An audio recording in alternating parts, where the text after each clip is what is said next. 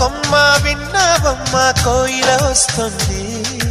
విన్నానమ్మ తీయని వేణువు రమ్మను పిలుపులని.